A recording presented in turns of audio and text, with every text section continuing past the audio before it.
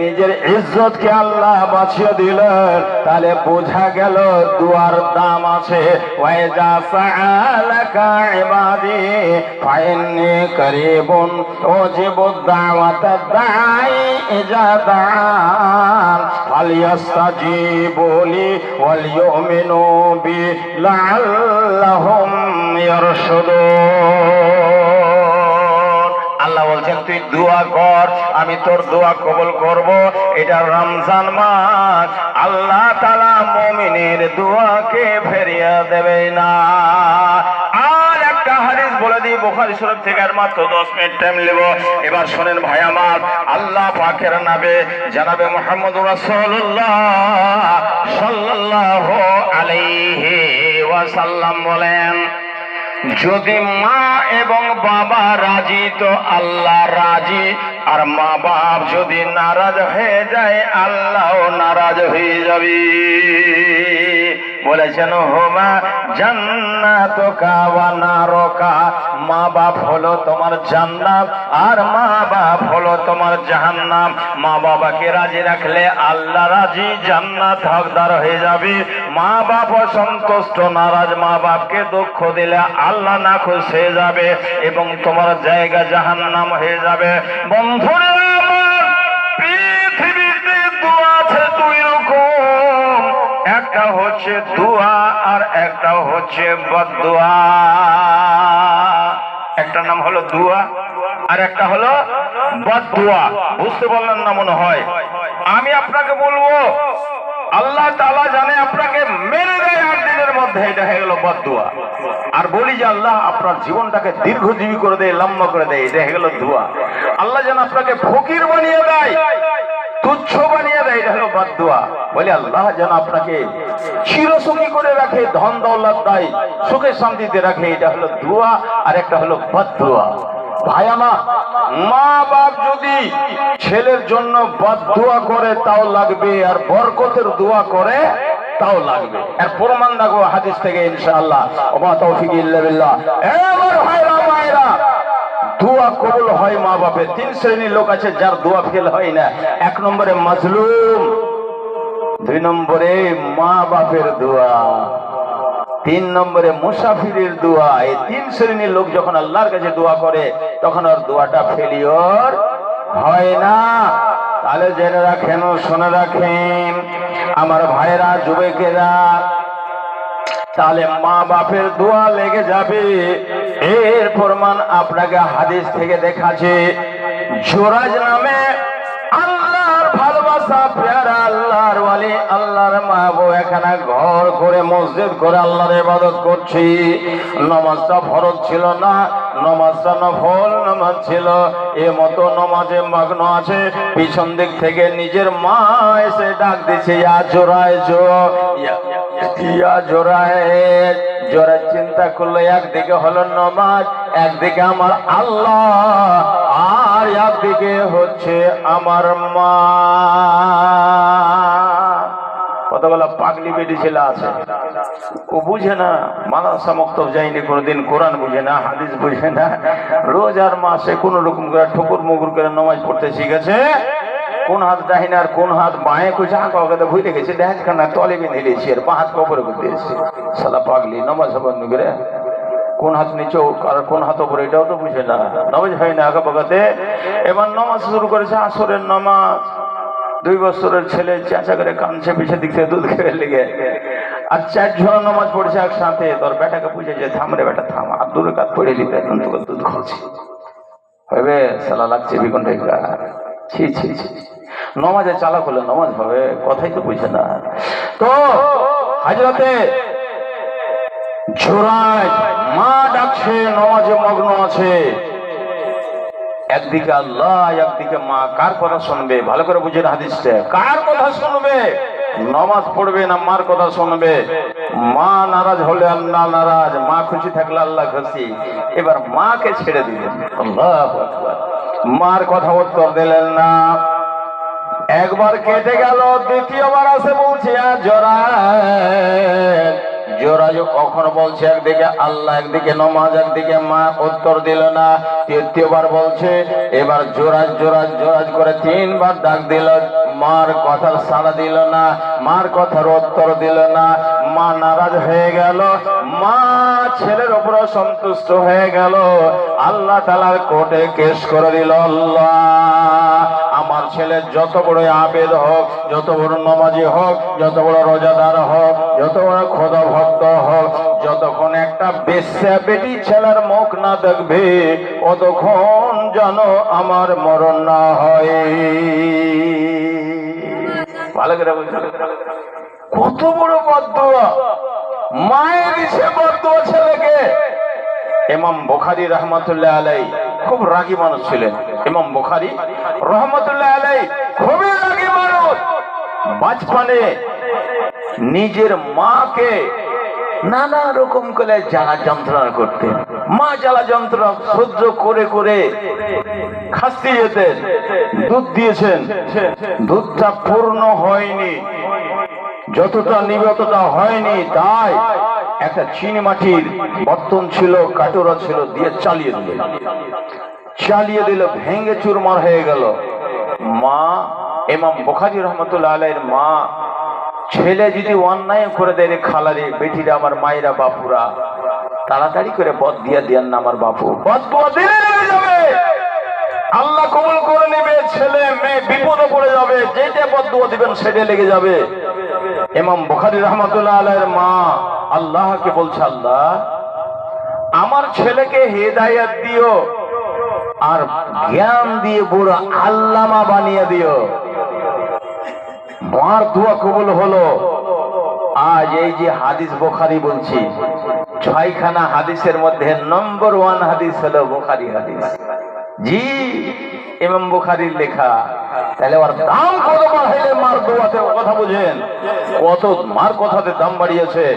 কাজী সামান্য ভুল ত্রুটি করে দিলে ছেলেকে বদদুয়া দিবেন না, কোনোদিন বদদুয়া লেগে যাবে, ছেলে আপনার ধ্বংস হয়ে যাবে, কোন জায়গায় পথ পাবে না। মায়েরা আমার, খালারা বাপুরা, এবার মার দোয়া আল্লাহর দরবারে কবুল হয়ে গেল। এলাকার মধ্যে একটা নষ্ট নারী, যার চরিত্রহীনা, ব্যবহার খারাপ, একাই নিরালা জায়গায় কুড়ার মধ্যে আল্লাহর ইবাদত করছে। জোরাজের কাছে চলে গেল সুন্দরী মহিলা, আর যাওয়ার পরে বলছে, জোরাজ আমার সঙ্গে তুমি প্রেম লাভ করো, ভালোবাসা করো। জোরাজ বলছেন, না না, এটা চলবে না, এটা হবে না। আল্লাহ পাক বলেছেন, ওয়ালা তাকরাবুজ জিনা ইন্নাহু কানা ফাহিশাতাও ওয়া সাআ সাবিলা। হে পৃথিবীর মানুষ, জিনা করা দূরের কথা, জেনা নিকটবর্তী হওয়া না, এটা হারাম কাজ করা যাবে না। বলে করবি না? বলেন না। একজন রাখালের কাছে যে কুকর্ম করে পেটের মধ্যে সন্তান ভরে আনলো, আর 9 মাস পুরো হয়ে গেছে, সন্তান ভূমিষ্ঠ হলো, ছেলে সন্তান। সারা এলাকার মধ্যে হাল্লা হয়ে গেল, চিৎকার হতে লাগলো, ও রমণী, ও মেয়ে ছেলে, তুমি বলো তোমার পেটের মধ্যে যে সন্তান তুমি ভূমিষ্ঠ করেছ, জন্ম নিয়েছে, এর বাবাকে এখন পর্যন্ত তো তোমার বিয়ে শাদী হয়নি, তুমি কুমারী মেয়ের সন্তান হলো, এর বাবাকে। মেলায় বেটি ছেলে ধোকা বলেছে, ভালো ঘর থেকে একটা বেটা ছেলের এমনিও নাম দিতে, কেউ আর সাথে ঘটনা করেছে সেন্টুর সুতে নাম দিচ্ছে জন্টু। জি, বিচার সালিশ খুব বুঝে সুঝে করতে হয়, পাটিবন্দি করে লাভ নাই, ফাঁসিয়ে দিবে আপনাকে, আপনাকে বরবাদ করে দিবে। সব কথা বুঝে সুঝে করবেন, কথা শুনলি যে মেনে নিতে হবে সেটা নয়। মানুষ এক মানুষ অন্য মানুষকে দুর্নাম বদনাম করে থাকে, কথা ঠিক না বেটি বলেছি, কথা বলেন তো। সহিহ বুখারী থেকে হাদিসটা বলছি, কে কাণ্ড করেছে? বলছে জোরাজ। কি করেছে? জোরাজ। আর জোরাজ হলো এই এলাকার মধ্যে সব থেকে নাম করা লোক, আল্লাহওয়ালা, নমাজি, পরেজগার দিন। সব বলছে, হাই রে শালা, সর্বনাশ রে, এত বড় খোদা ভক্ত লোক, আবেদ মানুষ, যার ইবাদতে সারা দেশের লোক তারই প্রশংসা করে, ওরে কাম এত বড় কাজ করে দিয়েছে। মাথা মোটা তো বুঝা সুঝা নাই, শুনলে মেরে নিলে এত বড় চল চল চল চল লাঠি সোটালে বের হয়ে গেল। আর যেটা মসজিদ ছিল ভেঙে ছুঁড়ে একবারে খুঁটি মুটিকে পিঠে তাহাস নাচ করে আগুন দিয়ে জ্বালিয়ে শেষ করে দিয়ে খালি ওকে তেড়ে বেড়েছে কোনে পাইনি সালাকে মেরে সাইডে তোর হাড্ডি করতো না কিছু, খালি আইনা মু শরীর দেখলে মাইর মিলে গেছে তড়পে ওড়েছে তেড়ে বেড়েছে। জি জোরে বলছি কোন ব্যাপার রে ভাই, বুঝতে পারি না, এরকম লোক হাল্লা করছে বলে হটো হটো পরে হটো, কি ব্যাপারটা?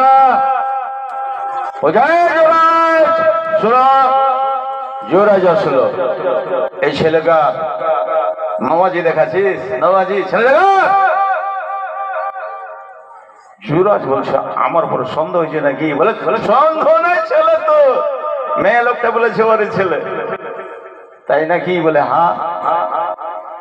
বলে আমি যদি এখনো অস্বীকার করি যে আমার ছেলে নাই তো লাঠি পড়বে, আর যদি বলি হে আমারই ছেলে তো সবাই পিটসা লাগে, দুদিকে লাঠি পড়ে জান বাজে।